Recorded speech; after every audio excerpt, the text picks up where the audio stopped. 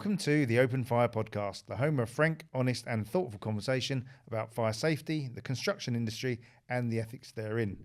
My name's Dave Calvert, Operations Director of Frank and Risk Management Services, and with me I have CAD, scoundrel and all-round ruffian, Tom Gilbert, CEO of CLM Group. Well, it was better than the first introduction. I'm not going to the first introduction. So this is going to be what we're running with, which is fine. I just want everyone listening to know this was the second time because you keep getting my name wrong and the company I work for wrong. But we're still independent, so it doesn't really matter what the company's called, does it, Dave? It doesn't, because we're Open Fire Podcast, aren't we? It'll be one big happy family. Absolutely. Judging from your lack of a tie, we're not introducing anyone that's a sir today. That's important. My lack of a tie. Yeah. I think I'm wearing clothes. Lack of a tie. Oh, a tie. It's because you're getting old, you're losing your hearing. You swapped your J-cloth in your pocket I this have. week? I've got a different colour pocket handkerchief, which is pink for the record. How many have you got in that pocket this week? There's 3 in there now. Thanks, Dave. Well, we've got 2 people on the sofa today, so we can have a little bit of a talk about innovation and product technology. With me, we have Yusuf Muhammad, who's the CDO and co-founder of Plumis, although my notes do say the co-founder of Plums. But I don't think that would be a very good sprinkler name. So it is Plumis for the record. And we have Jan Taranczuk, who's Vice Chair of the London South East region of the National Social Housing Fire Strategy Group. Gentlemen, welcome. Thank you. Well, thank you. Having us, yeah. Thanks for having us here. So it sounds very professional when you listen to it on the actual podcast, but when you're here, you realise it's just nonsense, and we just talk a lot, don't we? I think the art of editing is everything. Absolutely, it's a lot of skill to look after me and Dave, that's for sure. So getting into it, I think from where we were as a country in the 80s in terms of our number of fire fatalities to where we are now, although we are sat on a plateau, as you would put it, Jan. We've seen a very large decrease in fatalities annually since the late 80s. And obviously there are reasons for that, and the predominant reason is not that we don't have as many fires as we did, but actually it's the prevalence of technology like smoke detection, for example, the safer furnishings regulations, the safer smoking or safer cigarettes regulations, which Sir Ken Knight was part of the creation of those. And obviously we are telling people that there's a fire in their property. We're making the fires in their property less toxic, and actually as a result of that, people are able to evacuate. So the prevalence of that technology has got us to where we are now. We are now plateaued, but there are a number of new technologies that are emerging, particularly around misting systems, for example, for different sorts of fire extinguishing media, the materials that go inside fire extinguishers, the change in fire alarms, and even the use of AI is starting to create more interesting technological... Well, I think even as simple as signage, obviously. That glow in the dark. Well, yeah, but it's gone to the stage where it's now rivaling emergency lighting in terms of its... Yes, so active signage that flashes which way to go dependent on where the fire is in the building, for example. So there is a lot of interesting technology. So... I suppose the question I wanted to ask to Yusuf really was, Plumis, I think, has a very interesting background and history, and I thought it would be great if you could give us a little bit of a plotted history from when Plumis started, probably in student digs. It did indeed. So Plumis was the result of a student project. We set the brief that we'd like to make a difference in an emergency situation. So we got speaking to firefighters, evacuation specialists, and there was a couple of stories, a couple of insights that really stood out. And the first one was that fire extinguishers in certain premises were seen as a fire risk because untrained people were fighting the fire instead of trying to evacuate.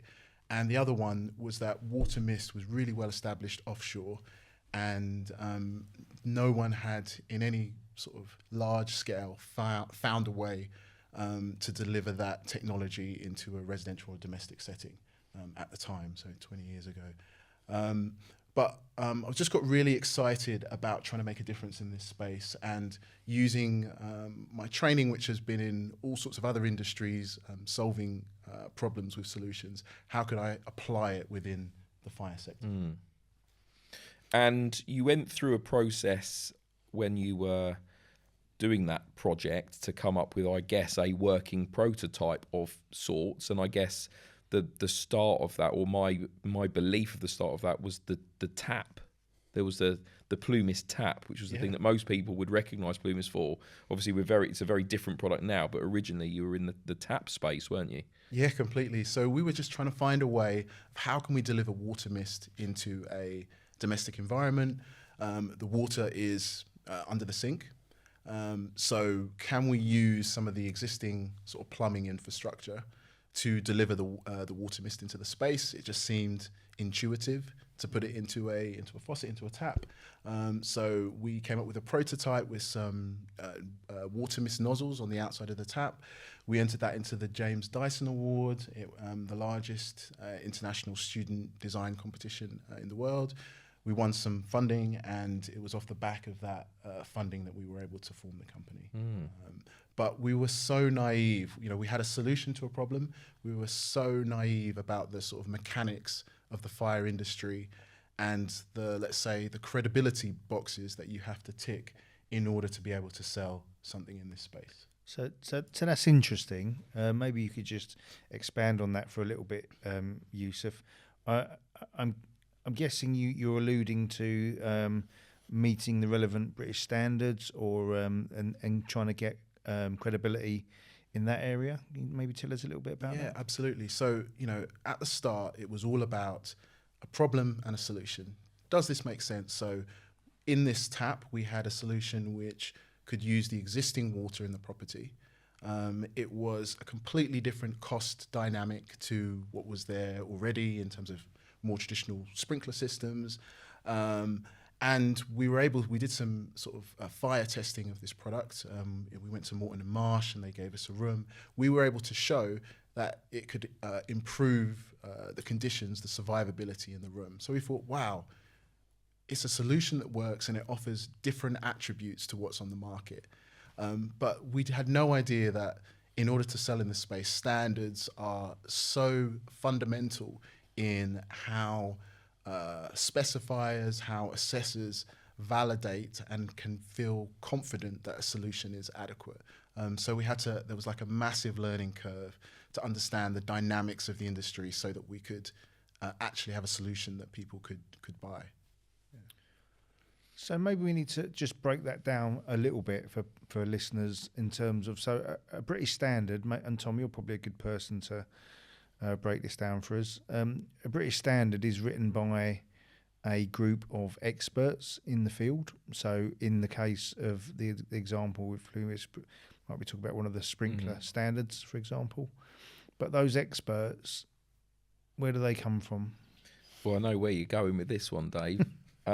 So all British standards, obviously there's a hierarchy of British standards, but starting with ISO, then EN, then BS, and then PAS standards, obviously towards the bottom where industry feels there's a need for something. So they petition the British Standards Institute to write a publicly available specification, or a PAS, which is what PAS 79 is for fire risk assessors, right? That's Colin Todd has petitioned the British Standards Institute to write that standard. So within a British standard, the British Standards create a committee of people. So they hand select a group of people, unless it's a PAS, in which case you can work together, and it's run by someone in the British Standards Institute. It will be chaired by someone, and they are obviously people pulled from industry who are experts. And I think the point that you're trying to make is, where do those experts work? And of course, in the case of novel modern technologies, they tend to work for the competition, right? So they tend to be the people who have the most vested interest in the standard. So a great example would be, let's just assume, and I'm not suggesting that this is true, but to put it into at least an element of a context, if you are on the fire extinguisher British standard and you say, right, I demand an annual check by a competent maintenance engineer and that person can't be employed by the person that uses the fire extinguishers. It has to be another company. Obviously, that's in the interests of fire extinguisher maintenance companies. If you then come up with a product, and there is one that exists now that doesn't require any external checking by a competent person, which is the P50 fire extinguisher, which is something that can be checked on site by employees. Obviously, the fire extinguisher industry have got a big problem with that, or at least you would imagine they would have a problem with that, not least because, you know, taking it at a non-crooked point, the point would be, well, I think fire extinguishers should be regularly checked by a competent person. And we go, well, that makes sense. When you've got a fire extinguisher, it doesn't need to be checked by a competent person. The people who own that fire extinguisher will say, well, of course you don't want me to have one that doesn't need testing because all your vans come off the road and you don't need to do it anymore. And they'd say, well, why would you have a fire extinguisher you don't need to check? It would seem bizarre. So you have that kind of thing that works against each So it's other. difficult because on one hand you need the experts in the room to write the British standard, but on the other hand those experts will only have their experience from their company they work for and therefore have an agenda. Yeah, So absolutely. I think in Yusuf's situation, so you're bringing essentially a fixed extinguishment system which could rival a multitude of sprinkler systems. Yeah, that's right. So we definitely came up against this challenge when it comes to sitting on standards boards and trying to get our voice heard. You know, I find it funny because on some level you don't need the standards because there's flexibility within the It's a regulations. recommendation. But that doesn't actually happen in industry. People want the confidence, and I guess understandably so when something is new. But I just think the nature of a lot of these committees, the people who are sort of paid to attend or are there time and time again are representing a larger organisation. So there's just less of a voice for the independent, for someone like Jan, let's say, who is perhaps volunteering their own time and is more focused on the customer or the problem than the manufacturer. And I think one of the things that you came up, because I remember talking to you many years ago about some of the practical challenges that you faced, was that within the sprinkler standards, it requires a sprinkler head to be located on a ceiling, and your product is located at waist height in a wall. And the reason it's at waist height in a wall is because that's the best place to put the media into the room to put the fire out. Yeah. You know, because you've used technology rather than gravity fed, where obviously it's got to come from somewhere up in the ceiling, whereas your product is slightly different, so it works in a different way. But you can't get that British Standards approval for that one particular reason, is that your nozzles aren't in the roof. Yeah, it's again going back to sort of the first principles. You know, what is the objective that you're trying to achieve with the standard? So, if the best way to deliver water mist is from lower down, well, you should have the flexibility to use that method, as opposed to just looking solely back at historical best practice and what worked for different types of technology. So trying to find a way for new technology to exist within the framework that we have is challenging. How do you think we solve that problem? So as an entrepreneur, as it were, or an inventor, how does the fire industry or the building industry, how does it change to facilitate a quicker route to market? 'Cause if you think, when you talk about your product with a great affection, as it were, the first connotation that was 20 years ago, and actually you're probably, only recently, but you're still not really in a place where you can sell your product wherever you want to sell it, right? Because the industry just won't allow it because of the red tape. So, I think it comes a lot of issues in the fire industry go back to competence and providing or educating people of their options. The flexibility that does exist within the standards, we spend a lot of time trying to make people aware of that, and also going back to the first principles of how can adding something to your portfolio of offerings improve fire safety across the board? Because there are gaps in our in the offerings that we have. And we need brave people to take the time to go through the data and the evidence and hopefully come to the conclusion that there is space for new things as long as they kind of tick all the required boxes. I think the framework is there. I just think it's underutilized. So I think that's probably a nice segue into you, Jan. Actually, I know when you talk about modern technology and then you look to you probably think, what on earth do you mean, Tom? Well, given I've been around for new technology for some time. Oh, absolutely, it's all new. I remember smoke detectors being invented. Well, exactly. Yeah. I think so. The reason, obviously, I wanted to bring you onto the show was to talk about something that's very close to your heart, and it's been something that you've been talking about for a very long time. 10 years. It's been a decade, right? I still remember. It feels like a decade as well that we've been talking about it. And this is about the reality that there is a misconception for very obvious, notable reasons, Lakenhall House being one of them, Grenfell Tower being another, of where fatalities in the built environment happen. And obviously the reality is, and Dave and I have spoken about it on a number of shows, is that actually that isn't where the fatalities are happening at all. And the fatalities aren't happening to the people you think they're happening to. And there is an opinion that fire doesn't discriminate. And obviously the reality is fire absolutely does discriminate. And I thought it would be good if you could put into your own words what you've been talking about for a very, very long time now about where we are and where we need to be. Okay, I think it's become more relevant to me as I've got older. So after Lakenhall House inquest information came out, that's now 11 years ago, when the coroner said certain things would be a good idea to implement, the industry generally hasn't done much of what she said, hence Grenfell, and we'll come to what has happened from Grenfell in a moment. But essentially, as I've got older, I've become as a demograph, I suppose, part of a group of people more likely to die in a fire. So I'm now living on my own.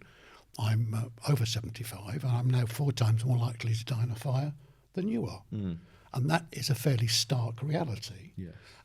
It's also a fact that because I live in a house, I'm more likely to die at a low level than in a high rise, because the statistics issued by the Home Office show quite clearly only 2% of deaths between 2011 and 2019 occurred in high-rise buildings. And last year for the year ending March 24, only 3 people died in tall buildings above 10 stories.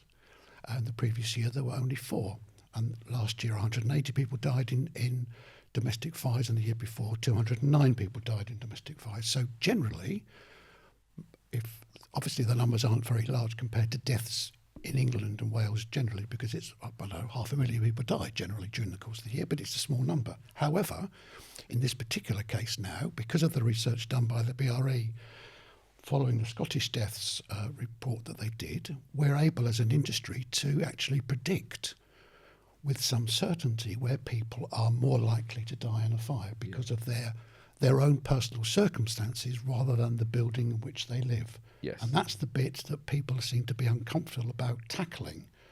But from my perspective, I think that's really important, because if the fire deaths have plateaued over the last 10 years, which is where the Show Me the Body story came from, because essentially what had happened was Brian Martin was shown a graph that showed roughly 200 people a year dying, and he basically had said, well, it's not a major issue, it's only 200 people. Well, actually, if you're one of those 200, it is a bit of an issue. So if they've plateaued, but we know where the majority of those people are coming from, then there must be something we can do to stop those people dying in fires from a personal perspective. And that's where my link with suppression systems comes from, because on a regular basis now, and I'm putting on LinkedIn, and over the next couple of weeks or so, depending when this show goes out, there's a couple of recent deaths have occurred where people have died of an age similar to mine, where they are smokers, and if there had been a suppression system in the room in which they died, they wouldn't have died. Yeah. And that whole issue, I think, it's important to me, and I think it's important to us as landlords and as human beings, that if we can stop people dying under those circumstances, it would be a good idea to implement something. Yeah. So, just coming back to Yusuf, on the back of Jan's point there, can you just explain to us, this isn't an infomercial by any means, but just explain to us your system, the Plumis mist suppression system, in comparison to a sprinkler system. What's the why don't I do that from a non-technical perspective, because I think that might be quite useful. Non-technical would be good. So, because I'm a housing manager, I'm not a fire expert. I make the point ad nauseum that I'm not a fire expert. I just happen to be a housing manager who, over the years, has okay. thought We're not marketing here. We just want to understand what we're talking about. Absolutely. When we say a suppression system for many of our listeners who, aren't from a fire background. Absolutely. So a sprinkler system ultimately is a piece of kit on the ceiling with a bulb in it that, when the temperature on the ceiling reaches 57 degrees Celsius, it will pop, and a lot of water, 60 litres of water, will come out of it's linked to the whole building. And it's linked to the whole building. Mains, yeah. The Plumis system can be individually installed into one particular property where there might be a need, and is linked to the smoke alarm that's in the room. And it has its own electronic nozzle. So when smoke wakes this piece of kit up, as opposed to heat, it wakes the kit up. The kit then surveys the room to see where the heat is, identifies where the heat is, and activates much faster than a sprinkler. And that water comes from? And that water comes from a pipe which leads back into the domestic water system. So it can be installed fairly quickly, and I'm going to have one installed, actually, as a matter of fact, into my home. So this mist system, it'll only cover one room, for example. Well, you don't need multiple to cover multiple rooms, is that right? There'll be one wherever you want it to be. So as we currently know, most fires start in the kitchen, most deaths occur in the living room or the bedroom. So it would be logical to install it in the living room and the bedroom, and then it would only activate if a fire occurred within that room. I might just add on to that and this comes from the research from when we started, that when it's let's say someone in that demographic that you're talking about, Jan, possibly where they're unable to escape from the fire, there is onus on that system to operate early. So with a traditional sprinkler system, the fire needs to get to a certain size before it operates. And if you can't move away from that fire, obviously the likelihood of bad outcomes increases. So this new type of suppression system is, in my view, is all focused around early activation, so you can maximise the likelihood that you get someone surviving. I'm just waiting for him to process that. You can see the wheels going around. I'm just trying to think of the from a logical point of view, what the listener would be wanting to put to say, can it do this? What happens with this? I mean, if it's reliant on the domestic water system as opposed to the sprinkler system is usually off a separate tank, how does it protect against potential for a cut off from the mains? So there's always ways that you can sort of increase the resilience of the water. If you need to put an extra tank in there, a small tank, that's possible, much more possible with water mist because it uses less water. But our view is it is better to be on the domestic water where, if the person can flush the toilet, in order to live in the property, there's enough water available, as opposed to sometimes just being reliant on a tank which has to be maintained, and there are other sort of implications or trade-offs. But in any case, always looking at the specific user case, building up the risk profile and making sure that there's resilience to the water and the power system. So what sort of volume of water are we talking about being released? Just 5.6 litres of water is what we use, but the whole idea is that it's much less than the domestic property would need to sort of run a shower or boil a kettle. Okay, rest of my questions, Jonna. But I think it's interesting is that it uses a significantly. The problem is when you start talking about the virtues of products like this, it feels like you're selling it. Yeah, I don't want that to come across. I don't want that to come across. It's at an all. impressive product. But I think the reality is that the system, the Plumis system, and this is you can cut this across every sort of new technology, right? If you good people look at a problem, they look at a product and they say, how do I make that product better, right? And the sprinkler industry haven't really done that, have they? It's still bulbs, it's still pipes full of rotten old water, it's still throw a load of water on it until the fire brigade turn up and switch the valve off. The thing with the Plumis system is that it turns itself off when it stops detecting the fire. So that's a big change. So it will identify the fire, see it, keep scanning the room, of course, and then once it's finished scanning the room, when it's put the fire out, turns itself off, goes back to sleep and waits for the next fire to happen, if indeed there was one. Doesn't need resetting and all that. So that's a big change. Low volume of water is obviously for all misting systems. That is a misting system thing, and I think we've had a misting system regular, like British standard, has come out relatively recently, within the last 5-ish years probably, and obviously that starts to set some standards and requirements for them. But the big one is the volume of water thing and the damage. And actually they're easy to install, aren't they? If you've got a specific person with a specific need in a specific flat, you can put that system in. Whereas if you go domestic, you've got to install it in 70 flats, rather than just one. I think going back to Jan's problem that looking to address is that we have one commonly used solution, and all we're saying and what we want to encourage is more options to be used commonly to address the different types of risks. There's going to be scenarios that might need a sprinkler. We just need more tools because how can we address this growing problem as an aging population? Yeah. So it's one layer of protection. It's kind of like Swiss cheese, Tom. Like if you have multiple layers of Swiss cheese, then if all the holes line up, what is it? Tell a man about a Swiss cheese risk model, and all of a sudden he thinks he knows. I just like all these things about cheese. One just have to think about this very carefully. Yeah, carefully cheese. Good gag. That was such a dad joke. Wow. It head. I did not get that when Did you Jan not? first said it. No. Wow, that's awful. You know how they make cheese in Wales, don't you, Dave? Carefully.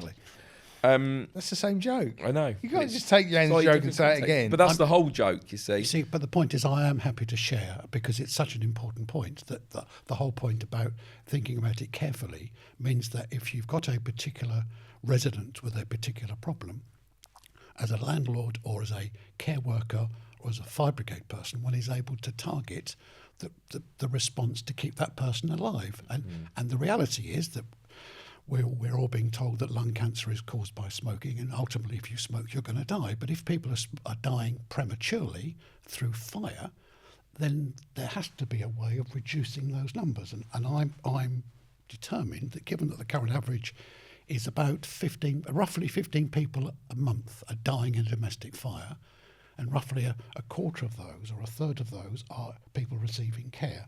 If we can reduce those numbers by targeted management and by targeted active suppression, then we can actually keep people alive, and that's really got to be a good thing, isn't it? So we had Saken Knight on a few episodes ago. I say a few because you never know when this episode goes out, so I'll say a few episodes, right? And obviously Saken really was one of the people that started to look at how do we engage with the public rather than just have more fire engines and more firemen, and at the time, obviously firefighters now, but at the time they were called firemen. But obviously if you go down the route of home fire safety visits, community fire safety visits, and that was very, very big 20 years ago, is the home fire safety visit still happening? It's happening, but I don't think it's good enough. It's a good step, but a recent coroner's report, which is out now but will be on LinkedIn shortly, showed that despite a fire safety visit by the fire brigade, a woman of my age, I was going to say elderly woman, but she's my age, so she wasn't that old, died as a result of smoking and the information from the fire safety visit not being taken into account. Right. And I think that it comes back to carers and everybody. If we have basic fire safety awareness in our own home, that we do certain things to make sure fires don't start, then that has to be a good idea. And then if a coroner says we ought to be doing something different, we should be taking notice of what a coroner says. And up until now, as we know coroners have got no power to do anything at all. They just may make some suggestions and nobody takes any notice. Now, paragraph 113 of point 40 of the Grenfell 2 inquiry report, in that paragraph, the panel said that all select committees or coroners' recommendations should be taken into account and should be reported to, the government should be in a position to say whether or not they're going to be implemented, and then they should be reporting to Parliament annually. Now, that's one of the key recommendations that at some stage government is going to have to consider in its response to the Grenfell 2 inquiry. The challenge for the government would be that in terms of coroners' reports, there are roughly 50 or 60 prevention of future death reports per month. In terms of fire, it's important to us, obviously, but there are relatively few deaths caused by fire, thankfully, which means that all those other government departments like health and hospitals, all the rest of it, will have to up their act to stop things happening over and over and over again. And that's got to be a good thing for individuals and good things for families, because if a family discovers that their relative died because of something that happened exactly the same some years before, that's madness. Yeah. But it's happening and it has to change. So I'm assuming that the solution around these fatalities that you're talking about, is it all physical intervention measures? So things like suppression, better detection, fire-rated blankets for those that smoke in bed, those sorts of things, or is it PEEPs, or both? It's got nothing to do with an evacuation plan to get somebody out of the building, because we're talking about people who die in fires because they can't get out of the room in the first place. That's why they die. No, what we're talking about is intervention, either from a management perspective, from common sense perspective. For instance, emollient creams. People are more likely to as we know, emollient creams that contain paraffin, and that's one of the high rates of death where people drop their fag on their body and they burst into flames. I mean, that's the reality.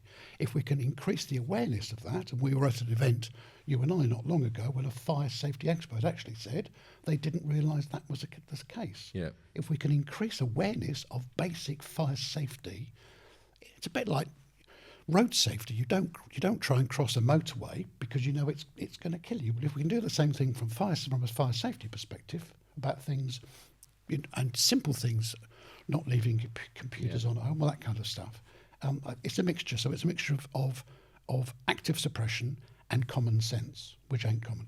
No, that is the problem with common sense. Indeed. Got anything else, Dave? Because I'm going to keep going. No, you crack on. Well, so I saw the last query I wanted to ask really was about the coroner, right? And I think one coroner, or all of them. Or the coroner as a role okay, rather than an individual. One of the coroners wrote in actually to Dave to ask him about his suit and my pocket handkerchief. We read that's in another episode. Why is it so? Bearing in mind, in the Grenfell Tower inquiry phase 2, there is a recommendation that the coroner should review what they say, and they should review this to government. That's not a must, but should. Yeah. Why historically has that not happened? What is the point in my mind to say what is the point of having a coroner that looks at a fatality, makes a learned judgment as to why that fatality has happened, decides what the solutions to that might be, and then doesn't tell anyone and doesn't make it mandatory for people to implement it? That to me just seems like madness. Well, you and I went to attended an event in October 23, where a coroner explained what they can and can't do, and she sounded extremely frustrated by the entire system. And obviously, I only became aware of this myself in recent years. I've got no idea. It seems madness that we've got a system to review deaths without the power to do something about it. In Australia, it's different, and there is a move. There was some evidence given to the Justice Committee by Dr. Georgia Richards, who has been promoting the preventable death tracker, where she's been actually tracking all coroners' reports, where it's not being done even by government currently. No. So the answer is, I don't know why it hasn't happened in the past. let's not spend a long time working out why it hasn't. But if now it's on the agenda, recent article in The Guardian about it as well, I think we need to promote the fact that if there is a way of reducing repeat deaths, because that's what we're talking about, then there has to be a way of implementing that. And it just makes, sorry, I'm going to say common sense again, but it just makes sense. Because I mean, the sorts of things that you hear about is things like a motor in a bed burns out, sets fire to the bed, kills the occupant. That the coroner then says, right, there's something wrong with that. We'll go and tell us, and you think, well, why have you told them? That didn't make any sense. There's two things about that. Well, the other part, though, I should say, is that if we're going to take notice of what coroners say, coroners have to be doing the right thing and asking the right questions. Yeah. Because it turns out that that particular case, it wasn't the motor that caught fire at all, because there was so little electrical input into it. It was probably a cigarette. Yeah. So coroners generally have to ask the right questions in order for them to be taken notice of. And I think that whole training exercise of them, if they know they're going to be held accountable for what they've suggested, then that's got to be a good thing as well. It just should improve the entire process. And that may be a major impact of Grenfell 2, which up until now nobody really thought about. No. If the government has the courage, sound like Sir Humphrey now, if the government has the courage to implement something along those lines. Well. That brings us to end of another episode, Tom. It does. I think you need to ask them to join your club, Dave. Yusuf and Jan. If you go on to www.backdraftmovie.com, you can join an exclusive club of fire specialists, fire movie enthusiasts, maybe. Yeah, and what for what movie? For Backdraft, the original 1991 version. Okay. You can get a free photograph of Kurt Russell emailed to your inbox once a month. So who's Kurt Russell? He played the role. He's probably a bit off. Yeah, and we don't have time to go into this. It's a good movie. Yeah. He played the role of Brian McCaffrey in Backdraft. This is a film you're familiar with. Yeah, I'm a little bit disappointed you don't know who Kurt Russell. Well, I'd rehearsed that question for some time because I thought it would throw you. You were actually trying trying to it in the mirror. me. Who? What now? We need to do the closeout because we're going to run out of time very, very soon. I think it's important to note that we are independent. We are. Doing your bit, aren't I? And neutral. You wouldn't guess it from this episode. We haven't got any shares in Plumis. It's important to point out. We might rush out and buy some. Yeah, reach is social. It does sound great though, Yusuf. Anybody who wants to get involved can message us on LinkedIn and follow our page and our website. We would love to hear from you. And if you would like to appear on the show in the future or comment on anything that we've said in the past, then drop us a message and we'll bring you to the studio to discuss. Thank you, gentlemen, for joining us. Thank you for the invite. Thanks for having us. And Thanks, we'll see you Dave. next week. See you.